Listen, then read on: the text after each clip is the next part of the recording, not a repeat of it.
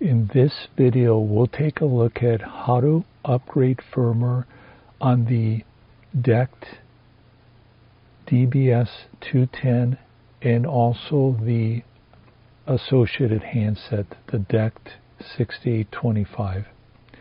So right now I logged into a brand new unit, DBS-210-3PCC, and the first thing we want to take a look at is what is the current firmware.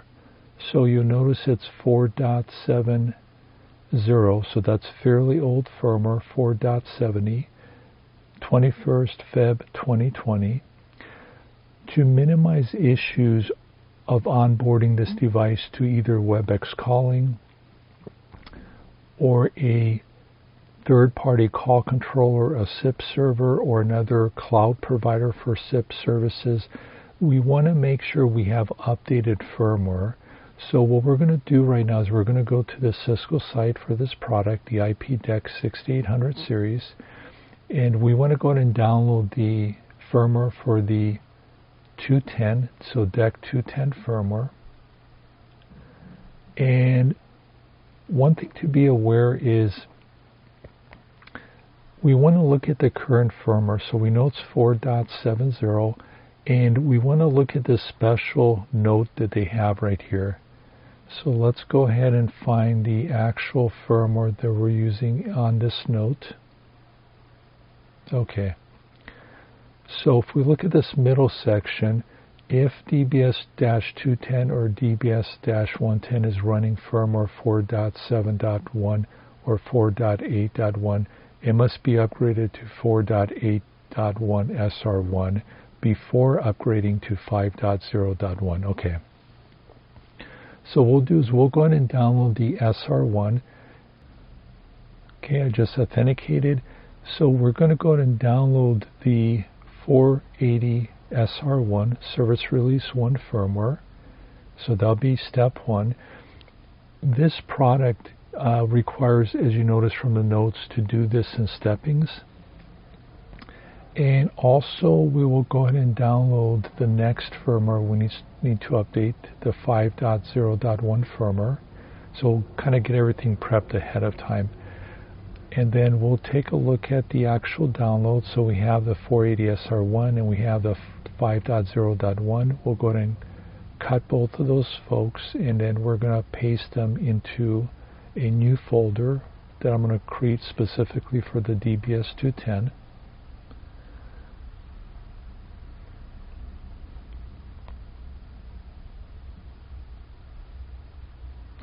Okay, and then I'm going to go ahead and unzip both of these to kind of preemptively prep them. So we'll go ahead and unzip the first one, which is the 480 SR1, and then we'll do the same thing with the 5.0.1. Get that also prepped. Okay, so we have our two folders now, and then we'll look at the actual firmware naming convention. So if you notice the 480 release 17. Okay, so let's go ahead and adjust our TFTP D64 application we have running on our PC. So this is acting as a TFTP server, really easy application to use. I'll leave a link to the site where you can download this from, but you'll see it's fairly easy to use. And notice that I did not actually point directly to the folder where the firmware's at. I actually pointed it to kind of the root folder that I created for DBS-210. The reason I did that is this product is a tad different when you're doing firmware updates. And you'll see in a moment exactly what I'll do. So here we're just going to type in the IP address of the PC running the TFTP D64. And this is where we're going to put the actual folder name of the firmware we just actually unzipped. So that part is critical, because if you don't do it in this style that I'm doing right here as I'm showing, you're most likely going to run into issues. And then the next thing we need to instruct is what is the major version and what is the branch release. So it's a 480 branch release 17. So you want to kind of follow this pattern. So the firmware path is going to be the actual folder where the firmware's at. We're pointing to the TFTP server is pointing to the root folder of the DBS-210, but then a child folder is going to be indicating a firmware path field, and then we basically tell the unit what major release version, which they're listing as required version, it's 480 for this version, and what is the required branch release at 17 for this version. And that's basically all that needs to be done. And at this point, we'll go ahead and click on Save, Start, Update. There's some notes that it, or some information it gives us. We'll say yes, okay. Then we'll bring up our TFTP D64 application. And one of the nice things with this TFTP D64, everything's very verbose. So you'll know fairly quickly if you have an issue or not. So obviously this was pretty much instantaneous. One thing I should note is the firmware upgrade with the DBS-210s and the DECT phones can be quite a slow process. The base stations themselves are quite quick. Typically for the base stations, the whole process of getting the firmware uploaded and it rebooting and coming back up in runtime is generally somewhere, I would say, between 4 to 8 minute time range is generally what I've been seeing. However, the actual handsets, like the 6825 DECT handsets, those are actually in the neighborhood of an hour plus. Yes, I said an hour plus. What I'm going to try to do in this video is I will do a time lapse when we get to the actual section of the handsets, because they take so long to upgrade the firmware. And the handsets, okay, it looks like it completed it, great. So we'll take a look at the actual DBS-210 base station to look at the LED light on the unit. So this is on the top of the unit. I know it's a little bit dark here, but you'll kind of get the pattern of the lighting and how long it takes to reboot. But in any case, going back to the handset discussion for the DECT 6825, so those are using DECT wireless technology, so it is not Wi-Fi, it's DECT wireless technology, and it is actually really good technology when it comes to voice and also being very immune to interferences compared to other technologies like Wi-Fi. So the way it handles the frequency adjustments and also diverse conditions, it's great. Where it's very slow is when you have to do firmware updates on a unit. So it does take quite a bit of time, as you'll see in this video. And again, I'll go ahead and time lapse it and indicate basically when the time lapse is occurring. So one of the things to be aware is when you're doing the firmware upgrade on the handsets, you definitely want to put the handsets in a cradle and kind of leave them alone so they go into an idle state. Because what I've noticed is if the handsets are not in an idle state and you're kind of using them and doing different things, that will delay the actual firmware upgrade in the handset. So you definitely want to put them in a handset, make sure they're charging in the actual cradle, so they're charging, so the batteries won't go out in the middle of a firmware upgrade. You definitely want to avoid that, and just give it time. Often, what I've done in the past is I've kind of started that process when we get to the handset firmware upgrade, and I'll kind of leave it alone. I'll come back after a couple hours, and typically it's complete. You definitely want to make sure the starting point that you see the actual firmware being ingested by the unit, and with TFTP D64, as you'll see here, it's very visible. If you're having any issues where you're giving the base station instructions for it to start the firmware upgrade, either for the base station itself or the handset, okay, you notice it's green now, so the unit's almost finished booting here.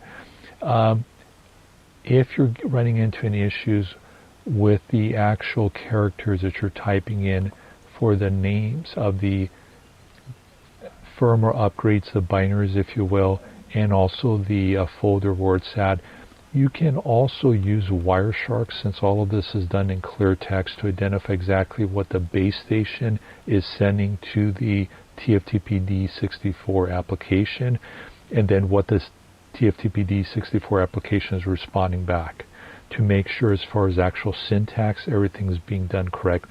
Because with some of the firmware releases, the major version and the actual revision, numbers, sometimes the way it's actually written on the actual file itself when you unzip it can be a little bit difficult to read, because there'll be some additional digits and or like underscores, and trying to interpret what does it actually equate to in, you know, when you have to actually put into the two fields for the firmware upgrade, can be a little bit tricky. But in any case, you'll get to see exactly what I'm doing here. But if you run into any issues, definitely leverage Wireshark. Just, you know, have it running on the same PC as the TFTP D64 application, and then just, you know, start the capture, then go ahead and start the firmware upgrade on the DBS-210, either it being for DBS-210 itself or for the 6825, and you'll be able to see very quickly what is going on. So now what we're going to do is we're going to go ahead and log back into the DBS-210 after the firmware upgrade. Oh, by the way, with this firmware upgrade, you must actually put in a new password. So this is what it's asking me right now. So it's asking me to go ahead and enter a new password in. And then I'm going to go ahead and authenticate here. Or actually, I need to also add a password for the user account. So the first one I did was for admin account. This is for user account. And then we're going to go ahead and authenticate here. So we want to authenticate as admin, because we need to be logged in as admin for the firmware upgrade. So let's take a look at it. Okay, so if we look at the firmware version section here, we're going to see that it's listing 4.80 release 17. Awesome. Timestamp 2021 Feb 1st. Excellent. So not too bad as far as time goes on the base station itself. Pretty much, I would say, average if you compare it to most networking equipment. So the next thing we want to do is we want to go ahead and register the actual handset, the 6825 DECT handset, to the actual base station in effort so we can do the firmware upgrade on the unit itself, the actual handset. So I'm just going to put some placeholder information here. So this is not necessarily the information I'm going to use when I do the actual deployment, and this is going to be deployed on Webex Calling, but this is just a placeholder so I can associate the actual 6825 with the base station to do the firmware update. But then once, you know, this is at the needed firmware, which I'm going to put at parity with what Webex Calling is currently using, then Webex Calling is going to push down the config based upon what I configured in the control hub for the DECT deployment. Very critical access code 1122. So this is very critical, because when we register the handset, the 6825, we need to put in that access code, the 1122. So that's something you definitely want to document. Okay, and I'm just doing some visual checks here to make sure that everything looks good, that, you know, we should be ready for it to be registered. So I'm going to go to connectivity, and then we're going to type in the access code we looked at a moment ago, 1122, and then we're going to hit OK here, and registration in progress, and we'll give it a few moments for it to do a handshake with the DBS-210 base station. Okay, it's registered. Great. And if you notice, the test user I created a few moments ago, test user 200, and again, this is a placeholder just to get us the needed basic parameters so we can register. But at a later time, when I actually onboard this to Webex Calling, it'll be pushed on, new settings will be pushed onto it. Okay, so we'll take a quick look at the there's like a status section under settings here. So if we continue going down, just see where it's at, and let's see where this guy's at. Okay, 480. It doesn't give us the actual release, so I have used this one with other base stations, so I think it is an older release, but it doesn't really say on it. In any case, we'll go ahead and update it to the SR1 release, following specifically what the information on the Cisco site says, to make sure we're doing all the needed steppings. Okay, yeah, it's release 12. If you notice right there, 6825 480.12, so that's the actual release the fella has. And notice my battery level isn't super high, so again, this is really where, you know, when you go to start the firmware upgrade on the 6825 DECT unit, you want to put in a cradle and just leave it alone. It needs to go into an idle state, and it does take a very long time for the firmware to upgrade. And then there's some other information there as far as the decibel level, the antenna strength. I do have this fairly close. It's probably within, I would say, 5 or 6 feet of the base station. So we do need to download the firmware for the 6825. So we'll kind of do the same things. We need to download both packages of firmware. So the 4.8.1 SR1, we're going to go ahead and download it. And once we download that firmware package, then we'll go ahead and also download the 5.0.1 firmware package. Okay, so let's download this fellow right here. And as before, they have the critical note there in orange, yellow, colored. Basically same information we read a few moments ago. So we'll go ahead and unzip these guys here, and okay, so let me first move this over to the folder that I created for the DBS-210 firmware to kind of keep this organized. And then we'll go ahead and unzip these guys. Okay, so I just realized I downloaded the wrong one for the 6825 5.0.1, so I want to download the bottom one right there. Yeah, so that's the specific one I have. So let me just re-download that really quickly, and then we'll go ahead and copy that file over to the folder that we've created here.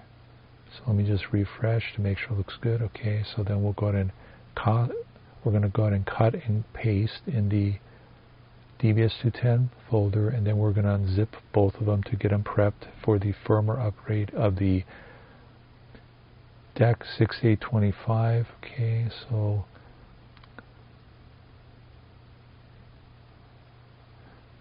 this will be the first one we're going to do. So it's a 480 release 16. So let's go ahead and copy that. So we're going to need to have that information for the TFTP server, kind of the same patterns that we're doing below. So 480, let me redo that, 480, and then we're going to go ahead and adjust the path because this is located in a different subfolder. Okay, and then we need to go ahead and put in the revision. So that would be 16. So we'll put that in here.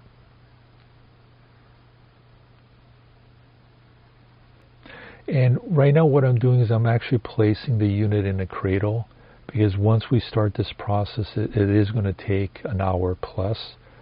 So again, you want to make sure that you place this in a cradle. It's placed in a cradle before you start, and the cradle is actually charging the unit. Okay.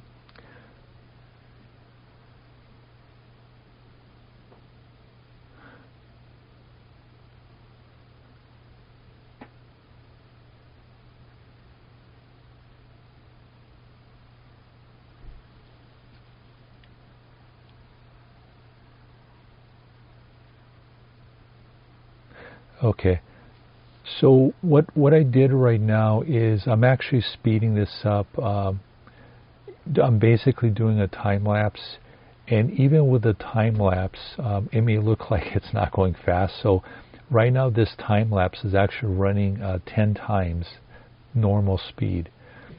So even with the time lapse running 10 times the normal speed, it's, as you can notice, not going to be very quick. So this is one of those procedures that you most likely would want to go do something else when you start this. Go to lunch, maybe start this in the evening, right before you go home. Obviously you want to make sure it starts off. And then in the morning when you come back, you'd want to verify your handsets that have been updated.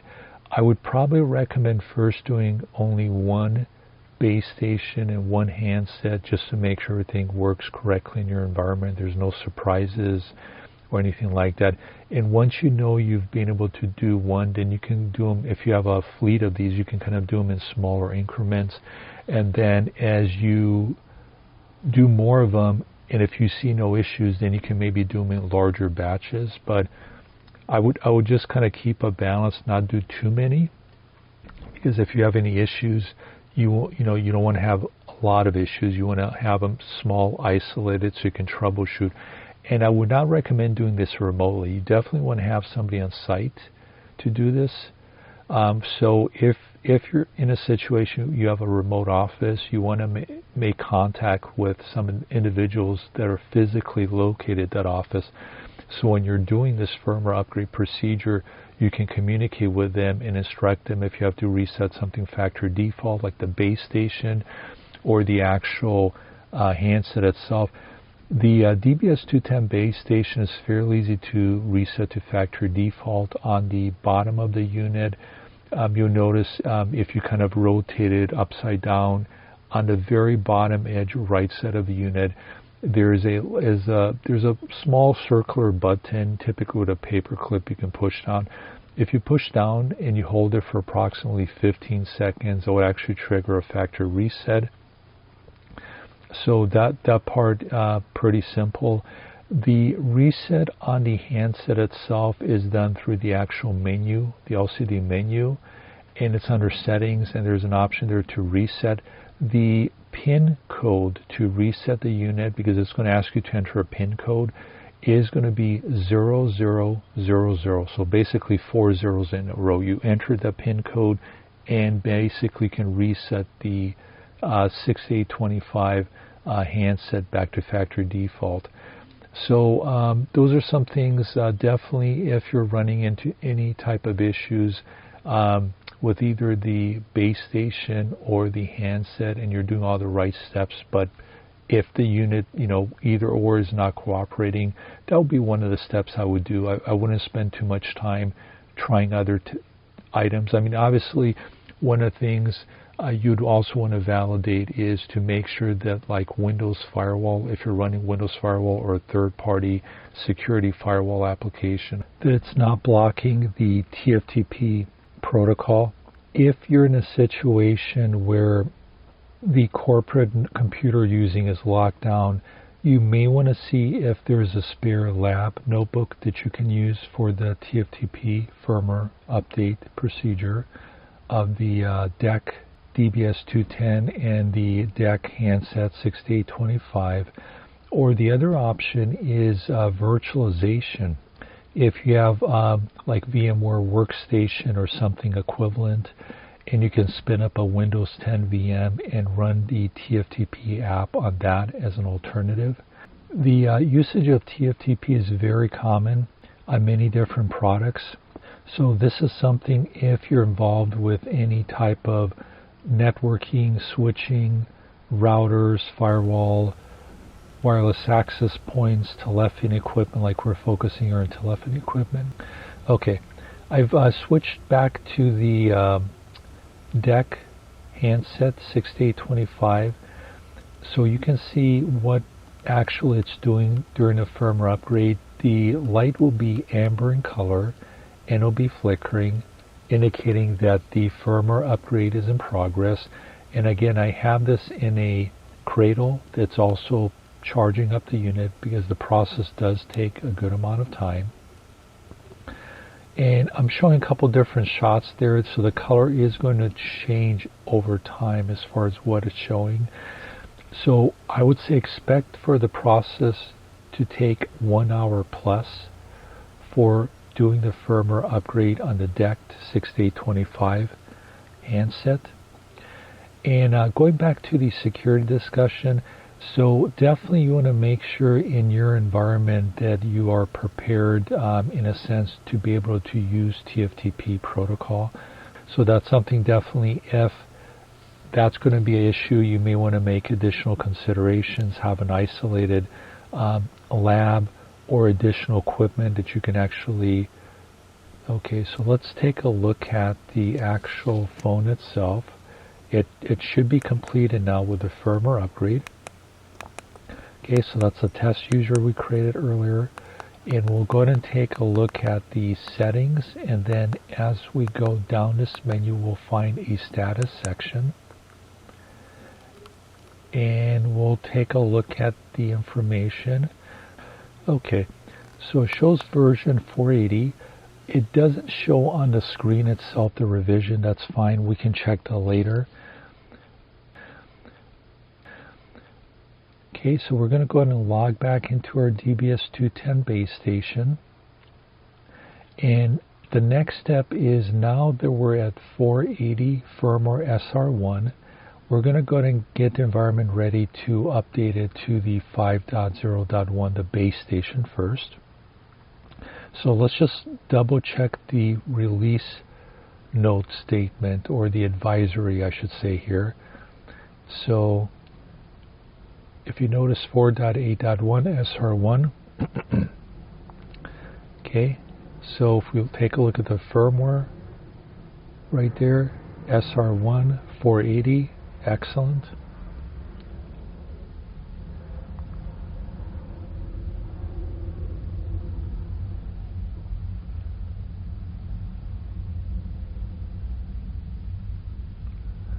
Okay, I'm just going to take a look at a folder here to make sure we have the 5.0.1 firmware. Oh, okay, I already have this, so I'm just going to skip this. Okay, notice that this firmware has actually two files, so this might be a little bit more tricky. And also, if you notice, they're using dashes in the actual naming of the files. So I may need to do some experimenting with the actual character set here. If I run into any issues, I'll go ahead and leverage Wireshark to be able to inspect the payload to see what the DBS-210 is asking for. Okay, so let me take a look at this. Okay. I did run into some problems, so I stopped the video and I used Wireshark to actually see what it's looking for as far as the DBS-210, what it's sending over for the actual source file to get from the base, or from the TFTP server to the base station. I just made some adjustments, as you see there on the screen. I put 500 and then I put 117. Okay, so this, it likes this. So that may be one of the things you might run into, because this product is a tad different than most other products when it comes to the firmware upgrades. If you notice the way the actual web root's arranged, and it asks for like the base version, and then there's also the revision number. If you recall, when we looked at the folder a moment ago, there's two separate files, and some of the files actually had dashes, actual naming of the actual firmware as far as version, which kind of introduced a question mark of what is the syntax actually supposed to look like. Luckily, with TFTP protocol, it's in clear text, so if you do run into any items which it is not working and you're not really sure what the syntax should look like, you can basically run Wireshark. So on the TFTP server, run a Wireshark, do a filter for TFTP, display filter within Wireshark, and then as soon as the DBS-210 issues a fetch or get for that binary, go ahead and stop the capture, look at the payload, and see what the text string looks like, and do a comparative analysis to the actual binary within the folder to see exactly where there's a discrepancy as far as what the DBS-210 is trying to fetch versus what the name of the binary itself is. Okay, so we're going to log back in. So if you notice, I had 500.117, so that's what it liked. And let's look at the version. Okay, yep. So it is at version 501 MPP. Excellent. That's exactly what we want. Okay, so the next thing we're going to do now is we're going to prep things up for the actual DECT handset, the 6825. So let's go ahead and take a look at the binaries for that. Okay, I'm going to go ahead and extract this.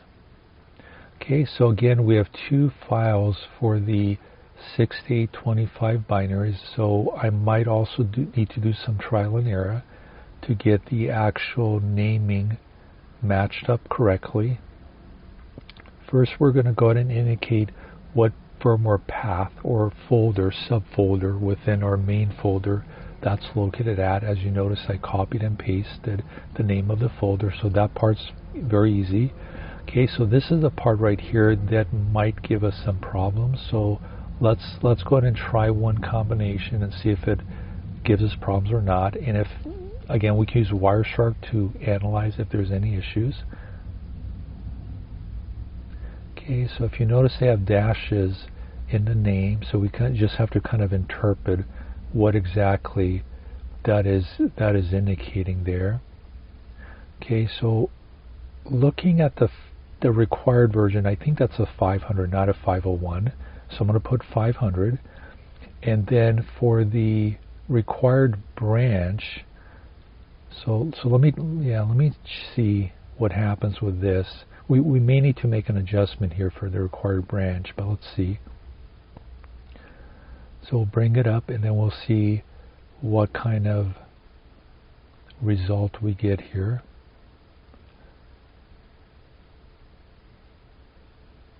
And the log viewer tab on the TFTP D64 is also very helpful, because with, in very short period of time you'll know if it doesn't like that or not. So obviously it did not like that, so let's go ahead and make an adjustment. So if we look at the character set, has a 1-16 for the branch, the bottom file there for the 6825 firmware. So what I'm going to do is I'm going to make an adjustment. I'm just going to call it 116, and then we will go ahead and use that as a reference. That kind of matches to the top file. They're using 116. So let's go ahead and apply that again, some additional information. Okay, and then we'll see if it likes this syntax. Okay, so it looks like it fetched one file. There should be another one, and this next one should be the one that takes a while, meaning an hour plus. Okay, yep, there it goes. Okay, so that was it. So if you're doing this process, you obviously can go back in the video and stop and see exactly the syntax I used. This part I'm going to actually do a time lapse. I'm going to speed it up by 10 times. Because it is very slow. It's an hour plus for the firmware to be upgraded to the handset, the 6825. I do have my handset in a cradle. It is being charged, and I've left it alone, so it's in an idle, steady state. And generally, from a workflow standpoint, as I mentioned earlier, if you're going to be doing these, you want to basically time it where you can start the process visually, make sure it's started, but then go away for a few hours and do other tasks, go to lunch, what have you, meetings, and then when you come back, you can verify that the actual handset or handsets have been updated, and then you can go to the next step. So definitely from a project time management standpoint, you do not want to wait for the last last hour or so to try to do the DBS-210 and the DECT handsets in a deployment. You want to make sure you have time to get them updated in a lab environment. What I like to do to minimize the risk is to get the phones updated. So in this case, the DBS-210 and the handsets in parity with what Webex Calling is using. Eventually, I am going to onboard this to Webex Calling. As a recording of the video, Webex Calling is using 5.0.1, which I'm upgrading both of these to. So both the base station, which has been updated, and also the handset. And what that really does is when you go to onboard it to Webex Calling, and or if you have a different service you're using, cloud service or a third-party SIP server provider that you're onboarding the phones to, it's going to minimize risk of running into any type of hiccups. That being said, you definitely want to check with the documentation or the provider. So in this case, at the time I'm recording this video, it is 5.0.1 for Webex calling. However, in the future, when you're viewing this video, obviously that's going to change. So you definitely want to take a look and investigate to see what is the current firmware that's been qualified and or the platform is using from either Webex Calling or a third-party call controller, either being cloud-based or on-premise. And you really want to kind of follow the guidance. It is possible sometimes to go too high up in firmware. And this is one of the products, if you look at the release notes, is once you hit certain milestone firmware versions, you cannot roll back. So definitely you want to spend some extra time verifying for the target platform that this is going to be deployed on, to make sure that you're not too old of a firmware, but yet also if that platform doesn't support the latest firmware, you don't overcommit to a firmware that you may not be able to roll back from. Let's see, other than that, and going back to kind of the firewall discussion, so I briefly mentioned that you may run into some firewall issues on a PC, either being Windows or third party, regarding it blocking TFTP and not working. The other thing you also might run into is potentially firewall or security devices blocking needed traffic for the device to get onboarded and to function with, like, again, Webex calling. This could apply to other services also. Specifically for Webex calling, the team built a very good tool. It's called the Webex team built a very good tool called the CScan. So the Webex CScan tool, C as in Charles scan tool. And if you do a Google search for Webex CScan tool, it's very similar to what some of the service providers use, like the Google Speed Check test tool, where it'll tell you what the service provider speed in your home is, your business. Well, this tool does that, but also does more. When it does a speed check, it also gives you an estimate of how many concurrent phone calls you can do. Also give you some indication of quality. It does some calculations regarding latency. But the other thing it does, it checks if there's any ports that are being blocked that normally a phone would need to use with Webex calling. So if you run the tool and you get orange or red indicators, then that's going to be an issue. You're going to have a problem regardless if you're deploying a DBS-210 or if you're deploying a 3PCC phone or some other device with a Webex calling.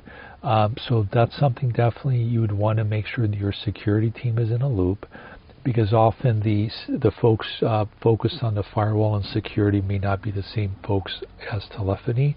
So obviously that may take some time. Okay, so the handset has finished updating, and we just want to do some quick sanity checks to make sure that everything looks okay. So we're going to click on extensions, and then we are going to look at our handset, and sure enough, it's 5-00-1. And that's the 6825. Notice my battery is now 66% charged because I had it in the cradle for some time. Okay, so we've now completed upgrading the firmware on both the DECT DBS-210 base station and the handset, the 6825, to 5.0.1. Hopefully this video helps you with the firmware upgrade process with the Cisco DECT solution. Thank you.